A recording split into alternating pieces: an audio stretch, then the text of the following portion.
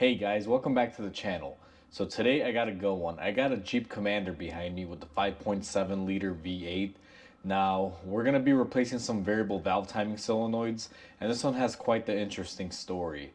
What happened with this guy was he took his truck to the dealer, he had a couple codes, and they diagnosed it as being a bad oil pressure switch and also a bad oil control valve, which is a part of the variable valve timing solenoid system which controls the oil flow.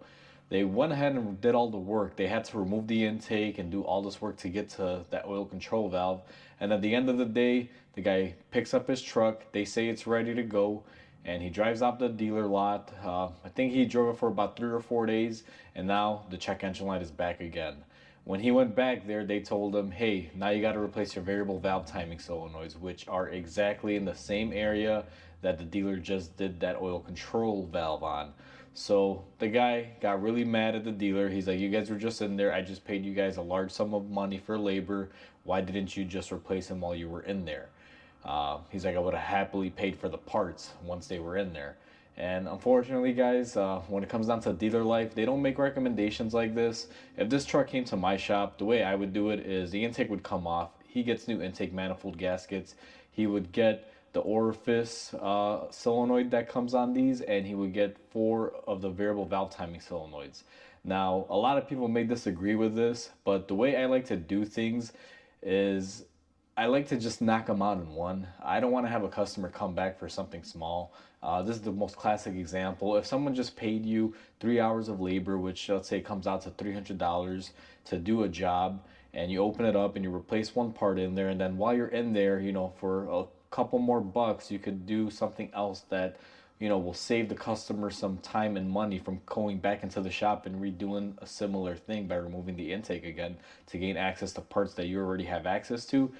The way I see that is I'm going to recommend it to them 99% of the time. To be quite honest with you, most customers will go with it because they don't want to pay you to do the same thing over again, or just have their truck or their car tied down in the shop for another couple more days for more repairs in a couple months or a couple weeks, however that case may work out. So now that I've kind of given you guys the backstory on this, now I haven't diagnosed this at all. The dealer had to diagnose it. When he went back, they told him, oh, this is the issue, this is what you need. I did check it out, and I do see the codes for the variable valve timing solenoids, and the customer just told me, I just want to get it done. He's like, can you please do it? And we're just gonna continue on and get it done for him. So I got you guys lined up in the engine bay. Now we're going to be needing access to the lower intake manifold area, so we're going to have to remove quite a bit of stuff from up top. Where I like to begin on these is I removed this intake tubing. Now the way I disconnect this is there's an 8mm clamp here. I remove it from the air filter housing. There's another 8mm at the throttle body, and then there's a 10mm bolt right back here that you guys have to remove to get the actual plastic cowling off that's on the intake tube. I went ahead and got my 2 8mm clamps released, guys, and I removed my 10mm bolt to be able to get this up and out of there. Now, if you guys will notice, down here there's a breather hose that attaches to the air box, and this is on here very solid underneath this plastic intake portion of it. So what you have to do here is unscrew your oil cap. Now, we do have to get this cover off regardless, so we're going to take off the engine cover. Once you take off the oil cap, it pretty much comes out. It's fairly easy. Now, I put the oil cap back just because you do not want to leave that open and get any dirt or debris inside the engine.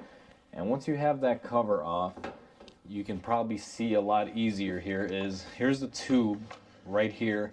It goes up right up here. There's a little nipple where it bolts up to, or hooks up to I should say, and it's right by your oil filler cap. So you just pull that out, and then you can get this whole air box out once you disconnect your intake air temperature sensor. Let's see if this one has the little clip. It looks like someone has broken that a long time ago. Could have been at the dealer when they just serviced it. But once you remove your connector, and I'll kind of show you guys here, this thing is a little bit of a fight. Once you disconnect this connector, your 10mm bolt is right here. Here's your clamp that goes to the throttle body. Here's your hose on one end and on the other end. And the reason why you can't remove it is if you guys, let me see, let me get you guys focused in here. Where is it? Right there. See how they do a permanent connection there? I don't want to mess with that, so I'm just going to leave it alone. I removed it as one. I have you guys repositioned now. We have access to most of our intake. What you're gonna want to do next, and I don't really look up any service guides on this, I just kind of see what's in my way and how I approach things. The first thing that I'm going to do after we removed everything is, it looks like my wiring harnesses that go onto the injectors and the coil packs are actually mounted onto the valve cover. That's where they are retained. I think the most logical way of approaching this repair would be to disconnect each individual injector from both sides of the engine. They're real easy to gain access to. And then what I'll probably do is remove my wiring harnesses that, hold up on the intake manifold here, that connect to the throttle body. And I have a couple things like these vacuum hoses. What I'm going to do is just kind of get those out of the way, just so I can take everything off on the intake manifold, because we're going to be lifting this. Now, I don't plan on removing it out of the engine. I'm hoping to just unbolt everything, get it lifted up high enough, and gain access in there. But let's see how that works out, because we do have this bar in the way. I have a feeling this might have to come off, or we may just have to slide the intake manifold off to kind of show you guys properly how to do this and get you guys good footage in there. So let me go ahead and disconnect my injectors. Now, these do have a lock on them, guys. The way that these work is you got to pull up on the red lock and then push the tab and they come out. Let me see if I can get you guys in there to at least show you one, so that way you guys have a reference of how to do it so you don't wind up breaking anything. I have you guys on the right side of the engine. Now, this is the first injector that's here, and you guys can see there's a red lock here. The way these works is you want to pull up on the lock. Now, sometimes they come off like this one if they've been worked on before, but they should stay and remain in there. They do have a tendency to break, and I can tell you right off the bat, these seem a little bit broken to me.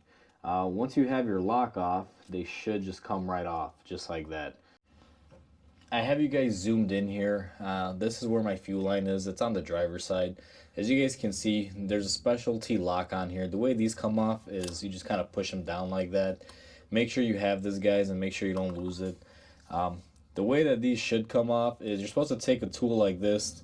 Now this one, I may have to change my tool. I need to get a more shallower one. Actually, no, this one worked. So I'm going to try to do this live with you guys. What you want to do is push this in and just kind of turn it, and then you want to pull the line out. The way this works in here, guys, if you guys can see, there's these little tabs. Now the camera probably doesn't pick it up too well. And when you insert this tool in there, what it does is the fingers that are locked in, it pushes them out the way, and then you just basically pull it out. The trick to this that I figured out to get these off seamlessly, like I did, like this one didn't fight me, is to, as your tool is in here, push in on the connector as you push the tool in, and then give it a little push forward and then pop it out, and that should be enough to get it out for you. I thought this was going to fight me. These usually give me a run for my money, but this one came off pretty good, and I'm actually surprised, and I'm really happy with that. Now that we went ahead and we got our fuel line disconnected, what you guys will notice is that we got our bolts that hold on the intake manifold. Now, these will kind of be all over on the sides. There'll be a few here and a few here on this other side. You guys can see them probably more clearly here. You got one here, another one right back here, and so on. Now, I'm going to go ahead and remove my intake manifold bolts, guys, just to get those out of the way. You don't want to see me removing bolts, so I'll come back as soon as I got everything, taken off there and the intake is ready to come off. Okay, guys, so I went ahead and I got all the intake manifold bolts off, and what you're going to find is there's going to be 5 on each side, and what they look like is this. They have an 8mm head on there. These don't take a lot of torque, so don't go crazy on them when you try to take them off. Just kind of, finesse them. Now, if you find that they're not backing out, you may want to go, like tighten, loosen, tie and loosen, just to kind of break them free. Now, the dealer had mine off not too long ago. I think this thing was at the dealer about a week or two ago, as I mentioned earlier in the beginning of the video, guys, where they, didn't do the rest of the work here correctly. So what I'm gonna do now, since I have those removed, is my intake is free and just will come off. Now, I haven't checked in the back if there's anything that may be blocking me. So what I'm gonna try to do here, and hopefully it works, I might have to kind of angle you guys out of the way just to kind of give myself a little bit more room here. What I'm gonna do is try to come back here and grab it so I don't drop anything, and just try to angle it out.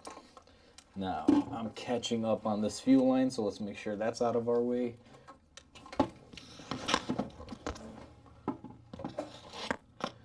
Okay, so something grabbed me here, And it looks like we do have a connector back here. So it looks like we missed one thing, guys. So I had to cut the video there, guys. There was a connector back here that I'll show you. I haven't removed the intake yet, so let me just grab this and remove it out of the way here.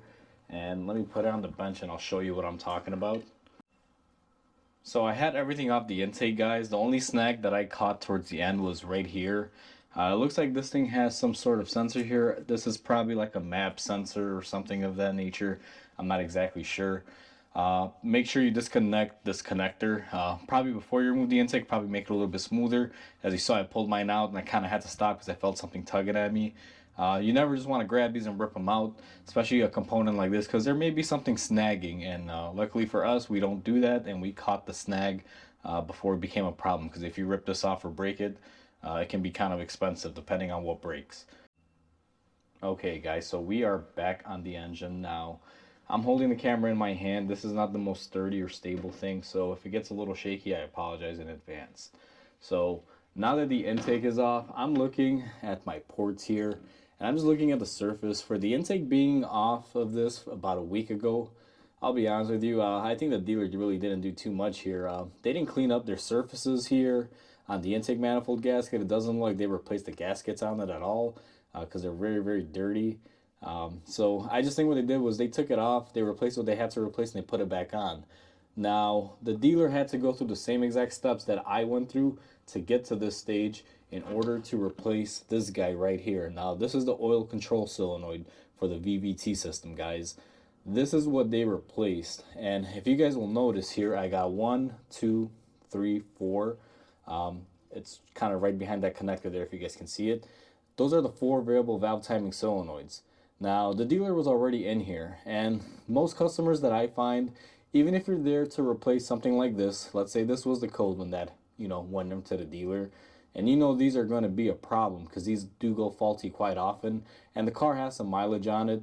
Why wouldn't they just say, hey, sir or ma'am, whoever the customer is, we are in there, we are going to be replacing this part right here, but it would make logical sense to replace all these other parts.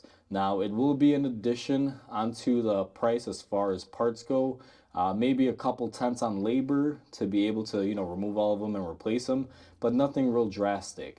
If this guy, from what he told me, he paid the dealer something like $800 to replace this, and to be honest with you, I feel he got ripped off, because that one, that's way too much. This probably is somewhere around like, $300, $400, somewhere around there to replace.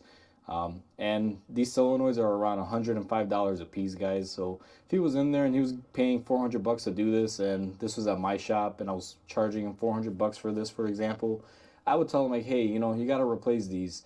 And it would add another $400, and I really wouldn't add any labor or anything because I'm already in here. It's only one bolt and they come off fairly simple. This is why there's a big difference on where you take your car. Some dealers don't always do the best job, and now I'm not dogging all dealers here, guys. Some dealers actually do great work.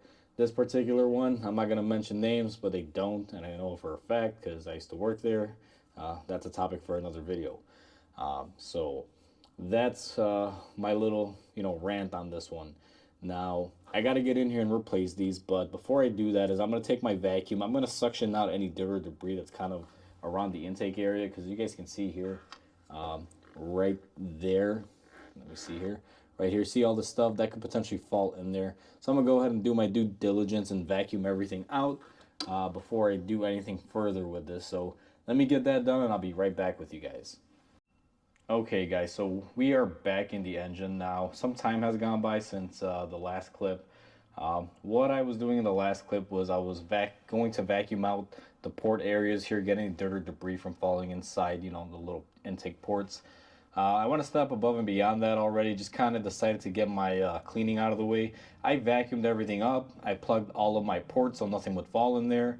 I took my grinder wheel and I cleaned up with a very fine and very sensitive bit, just cleaned up the surfaces here. I don't know if you guys can tell, but it's a pretty big difference.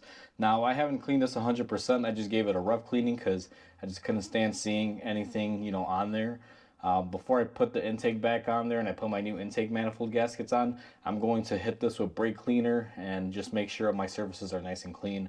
But we are still going to be doing the work in the middle here. So for right now, it's clean enough until we reassemble. I started removing them and I've been dealing with a couple issues now. I will show you how to remove one. The process is the same for all of them, but I just kind of wanted to update you guys and show you what's going on here. So as you guys can see, I went ahead and I replaced this one and this one. So the left side of the engine, or the driver's side, is all done. I'm currently working on the back one there. I already got everything off. You guys can see the connector, and I'm getting ready to reinstall it. There's one common theme here that seems to happen on these. Now let me get you guys zoomed out of the bench area. When you go to pull these out, they come out like this. Let me show you a brand new one. This is what a new one looks like. This plastic piece breaks off because it suctions inside the engine block with all these O-rings, and they decide to break in half, and this is basically what you're left with. Now this is normally inside the engine. It does not want to come off very easy. I'm choosing to insert something in the middle, which is basically a garden variety screw that you would use on, you know, like a wood fence. And what I do is I basically screw it in the center there, and after I've worked it free, I tend to pull up on them and get them out of the bore that they're in. So I went ahead and I got 3 of them already installed. I'm sure you guys saw the clip right before this one where I explained the issues that I've been having with these. So now what we're going to do is we're going to be doing this one that you guys clearly see in front of you, which would be right here. It's the passenger front. So what you do is you want to push back on the safety lock clip just like that. And then you're going to want to push this little black tab. You're going to hear a little bit of a click, and they should come out. Now let me switch my hands here, maybe use my screwdriver to kind of pry out, and that's how you get off the connector. Once you get the connector off, what you got to do is remove this 10mm bolt. You guys probably can't see it, but it's right there. I do apologize, this connector's in the way, and it's more towards the bottom to disconnect it. It proves kind of difficult, so I'm just going to leave it be, guys. And then you're going to remove your 10mm, and once you have that off, you just kind of move it out of the way so you don't drop it inside the engine. You definitely want to be very careful here not to drop anything inside the engine. Now what you'd want to do here is kind of shake this back and forth and just kind of rock it to try to remove it. Now I've done this on all of them, and what you guys just saw happens every single time. As you guys saw, the top portion basically broke off the plastic. Now the reason why these break is because they are just crimped on, guys. This is plastic crimped onto metal. I already have enough videos about stuff like this, but I will probably make a separate video explaining how fragile and how dumb these things are. So anyway, now that we have this off, what you're going to want to do is clean up your area here. And then once you kind of clean up your area, make sure there's no dirt or debris in there that's going to potentially fall inside the engine. After you remove the top of it, what I like to do is come in here, and you guys can probably tell the area is wet. I just put some PB Blaster on it. Now I'm going to let that sit for a couple minutes, and I'm going to reposition you guys, and I'll show you the next step. So I got you guys repositioned here. Hopefully this angle is good, and the camera is kind of on the teeter-totter, guys, so if it falls, I do apologize in advance. So last clip you saw, we took out our solenoid and it broke. Now what I'm going to do is, if you guys notice on here, it has like a little metal thing that got left over. What I'm going to do is take my magnet, and I'm just going to want to remove anything metal that might have gotten stuck there. And I don't know how well you guys will be able to see it here, but that's what I removed. It looks like a little washer. Now that happened, it's been soaking for a little bit now. What I'm going to do, and you may not want to do this, this is just how I have been doing them so far, and it seems to have worked. I'm going to take a screwdriver and just put it on this little edge here, and I'm going to tap it with a hammer ever so slightly, and I'm just going to try to get that thing moving. As you guys can see, it is moving now. I'm just going to try to turn it one full 360. Now this one is kind of broken. The tab that I would normally use is kind of broken on here. Normally there's 3 of these little ears, and this one I believe pulled out an ear when I pulled it out. So I'm going to keep tapping. Now you got to take your time on these. You don't want to break them. I'm just, you got to be cool and level-headed. I'm not the most patient person in the world, but when it comes to something this critical, I don't want to get anything inside the engine. I definitely don't want this thing breaking into pieces. So I'm going to do whatever I got to do. It may take a little longer. It's just the nature and the reality of the job. But, you know, just work at it, guys. You don't want to get frustrated and then, you know, make the problem a lot worse. What I'm going to do now is take my nose pliers that I've kind of, you know, worked it loose. And I'm going to try to get it in here in a way to where I can freely move it. And as you guys can see, she's moving pretty good. We did spray that oil in there. So the reason why I'm spinning it is, one, to break off any suction from the seals and to hopefully get some of that oil in there. Now, my method of doing this, hopefully you guys don't judge me, but what I'm gonna do is take a Phillips screw. Now, this is like a deck screw, wood screw, whatever you wanna call it. And what I'm gonna do is put it in here. Now, I'm gonna take my Phillips drill here, and I'm going to try to put this in there. Now, as you guys can see, it will have a tendency to just kind of do that. This piece that's in the center there, there's like a top portion and a lower portion. The top portion has a tendency to want to spin like that. I was able to remove one of them, I believe, or two of them this way, just using this screw. And the other ones I had to go a little bit above and beyond. So then what you're going to want to do is grab your side cutters or whatever you want to call this, something just to get leverage on it. And you're going to want to grip on that screw and try to move it. Now, I didn't get a good bite there. It moved, so let me go ahead and just try to do this. Now, I'm going to get this screwed in there off camera. You guys kind of get the point of it, and then I'll show you once it's in there how to get it off. Okay guys, I'm back. So second time is always the charm. It always seems that when I cut off the camera to do something, right after I show you guys a failed attempt, it always seems to work, and that's what happened in this case. So what I did was I put my screw in there and I just started screwing it in there, and I was able to get a good bite on it. If you guys can see, it all spins in there. What I do in this stage is I'm gonna spin it just because I want that seal to kind of, you know, unsuction and stick and get as much, you know, lubrication in there as I can. So after I've spun it like that for a little bit, I'm gonna go ahead and trade the drill for my side cutters that you guys saw in the previous clip. And what I'm gonna do, and I'm sorry if I cover up the camera here, guys, because I'm working in a confined space, is you're just gonna wanna pull up. Now, you don't wanna just go crazy, but if you guys saw, she was starting to crack the plastic and it almost came out. Now, let me get this out of here. You guys can see it's kind of at an angle. I heard it cracking. Normally when it cracks, that top portion will break off and you gotta go to a bigger size screw.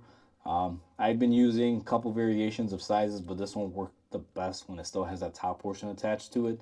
I don't know how well the camera will pick it up, but you see it started cracking there when I inserted the screw. You want to be very gentle when you're lifting them up. You don't just want to go crazy like pop and, you know, pop them off, because you'll just break the inside, and you only get 2 attempts at this with the screw before it becomes a challenge. I did that to one of them and I did get it off, but it took me a very long time and a lot of different ways of trying to get it out of there. So once you have this out, if you guys are lucky enough to encounter this, and hopefully you guys get this portion out, what you're going to want to do is take this and just chuck it in the trash, because this is garbage engineering. I really hate Chrysler for this one. I've done a lot of variable valve timing solenoids, guys, on a lot of varying engines. They use a similar design style, but they don't use plastic on the filter screen portions. They always use a metal base. And even those break, but when they do break, you can grab onto the metal and you can basically get it out of there. Chrysler just makes it out of plastic. If it breaks, you're in trouble. So what I'm going to do next is take my rag and I'm just going to clean up the inner bore here. Now, again, you got to be very careful. These are located in probably one of the worst places that you could possibly locate them. That's where all the grime and dirt and everything sits in. What I'm going to do now is I'm going to grab my new part. Now, this is what a new one looks like. Plastic and all. Beautiful part there. And these are already pretty much oiled up from the dealer when you buy them. I take a little bit of silicone spray and I try to get it in the hole, and I try to lubricate my seals up just to make sure that I'm going to be able to slide it in there. The silicone lube works really good. Now what I'm going to do is just kind of press it in by hand and kind of rock it. You do not want to twist it or turn it once you start kind of positioning it in there, guys. You're just going to want to kind of find your position beforehand and, you know, set it in. Now, they don't tend to go very far with just, you know, your fingers. So do your best. Now I'm going to try to see if I can push this a little further down, but what I've been finding is you can only get a little bit of it in there and then it stops moving. What I do then is I take the screw, thread it in by hand, and ever so slightly and gently, now I'm using my gun here, I'm just going to use it, and if you guys noticed, I pushed it in the rest of the way. You want to make sure you're very centered and at least pushed in a little bit before you do that, because if you don't want to snap the plastic in there.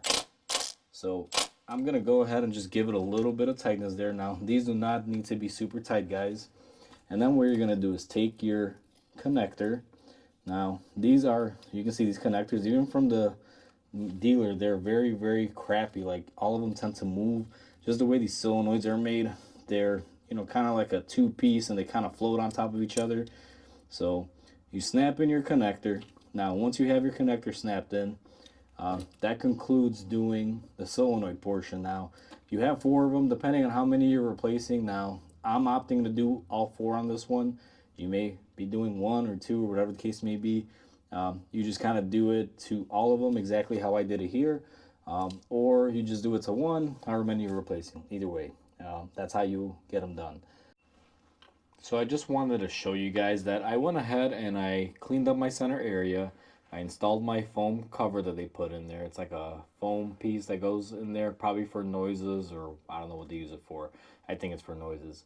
I went ahead and I did a final cleaning on my areas where my intake manifold seals will go and bolt up.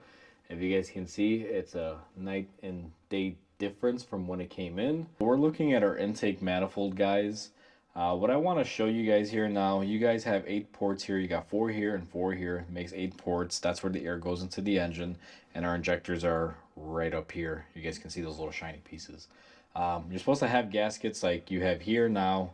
I went ahead and I removed 7 of them. Just did it off camera. What I want to show you is how to get these off now. It's really simple.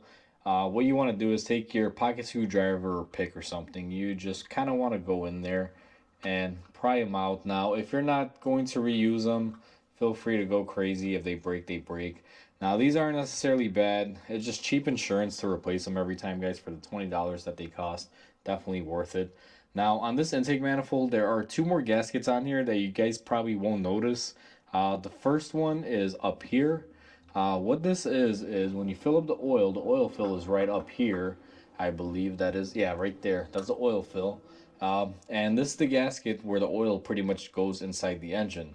So this will help control oil not leaking out. And this is an O-ring as well.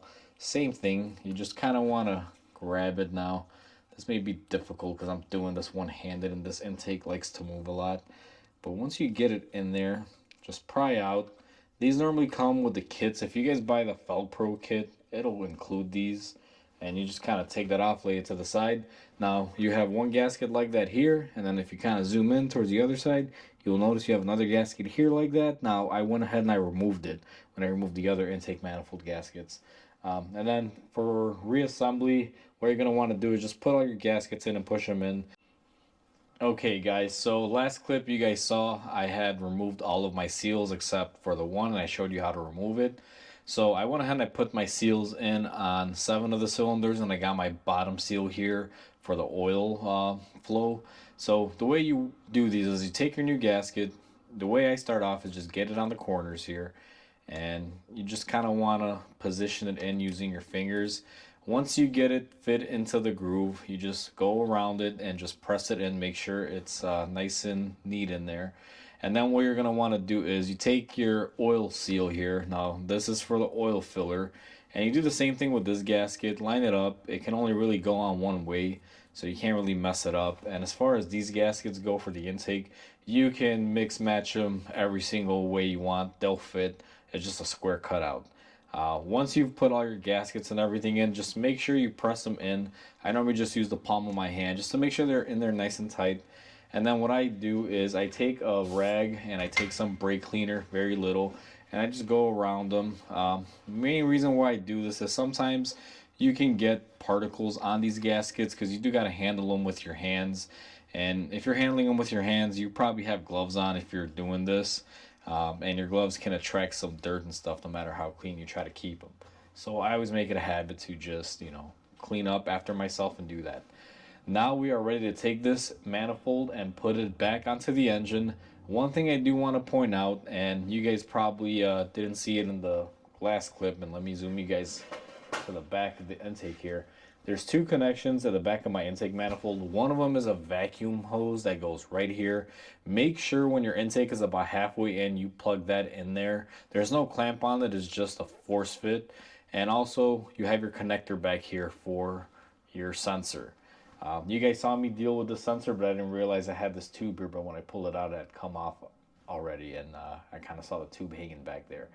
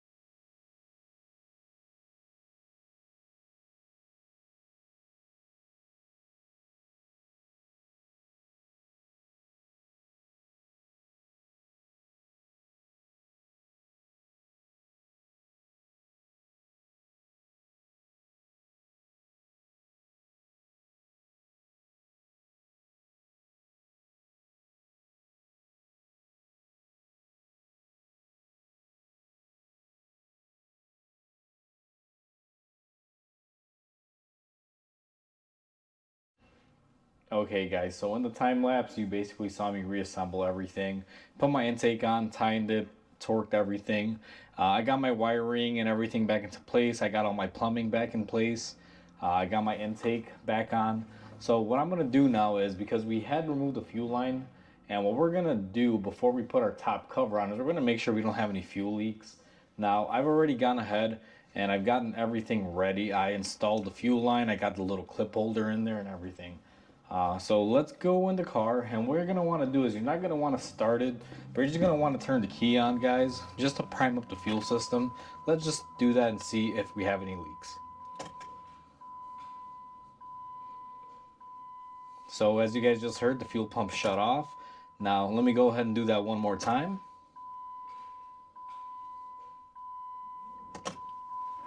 And as you guys can hear, it's actually priming, it's building pressure, and then it stops, so it's not leaking. Now what I also do, just to make sure here, now you guys would have seen it leaking if it was, but you just make sure there's nothing wet, everything looks good. I have you guys positioned in the center of the engine, that way you guys can see much better. Now I haven't even attempted to start it yet, aside from just priming the fuel. What I'm going to do is I'm going to go ahead and start it now. What I typically do on these guys is, if you've done a big job like we have and we've disturbed quite a bit of stuff, it's a real achievement when the car will start right after the repair without you having to troubleshoot anything. That tells me that I did a good job on it. So let's see if it's going to be the case with this one. So I'm going to get in the car. I'm going to turn my key to the on position. I'm going to let my fuel pump prime. And since I did do some cleaning in there with some brake cleaner, I do expect the engine to run a little bit rough just right from the get-go as I start it up. And it might crank over a few times before it catches, just to work out all that cleaner and stuff that got in there. So let's go ahead and do this. So as you guys can hear, she fired up right away real quick. Now, inside the car, I have no lights on, which is a good thing. So no check engine lights are illuminated or anything. The only thing I have on is the seatbelt light. Now what I'm going to do at this point, just to make sure, since the truck is cold, I'm going to go ahead and let it warm up for about 10 minutes or so. And then I'm going to do a code scan and sweep and just make sure my repair is done. Once I'm satisfied with that, I'm going to go out and do a test drive, just make sure everything is working correctly. And then I'll tend to do another code check. I'll just run the scanner real quick again, just to make sure that nothing popped up that's hidden. So we're back on the Jeep. I went ahead and I let it run for about 10-15 minutes in my stall, and then I took it out for a test drive. The reason why it's back in here is I had to change the oil on it. I didn't want to do the oil change until I was done with the bigger stuff first, just in case anything washed on into the engine. I didn't want my new oil to, get anything in there. Plus, you never know. What if I had to take everything back apart if maybe there was an issue? So I just played it safe. But nonetheless, everything worked out great. Everything is beautiful. No codes. She's running good. Just did the oil change, so she's ready to go. And that's how you change the variable valve timing solenoids on a Jeep 5.7 liter. Now, it's not the easiest thing, especially when they break, but it's easily doable. If you have a little bit of patience and time, you'd be able to do it. It's not horrible, to say the least. So, with that said, guys, hopefully you guys enjoyed the video. Please comment, like, and subscribe, because it'll definitely help my channel grow, and that'll allow me to keep making awesome content for you guys. And with that said, hope you guys have a great day, and I'll catch you guys on the next repair.